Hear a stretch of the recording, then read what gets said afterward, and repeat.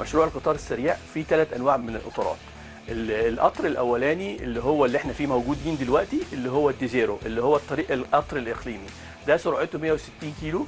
في 4 عربيات، 2 عربيات اللي هم الاند كارز اللي هو فيه الاول والاخر اللي فيه سواقين، وعربيتين اللي هم الدورين. دول فيهم كاباسيتي بتاعتهم 390 راكب كرسي قاعدين، والكاباسيتي الكامله 900 واحد تقريبا. ده قطر اقليمي، فده اللي هو بيخدم كل المحطات اللي في القطر. القطر الثاني اللي موجود عندنا اللي هو الفيليرو، اللي هو القطر السريع، الاوبريشن سبيد بتاعته 230 كيلو في الساعه.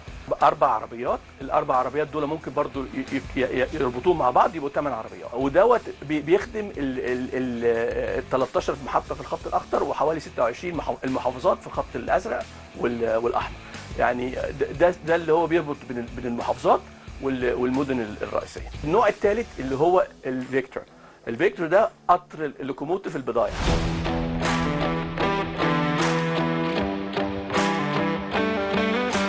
مشروع القطار الكهربائي السريع بيتكون من 3 خطوط. الخط الاول وهو الخط الاخضر بيبدا من محطه السخنه، من ميناء السخنه، مرورا بالعاصمه، مرورا بالقاهره، بالجيزه، بمحطه السادات، بمحطه النوباريه، برج العرب، وبعدين بيتفرع لمنطقه اسكندريه وبيتفرع لمنطقه مطروح بطول حوالي 660 كيلو.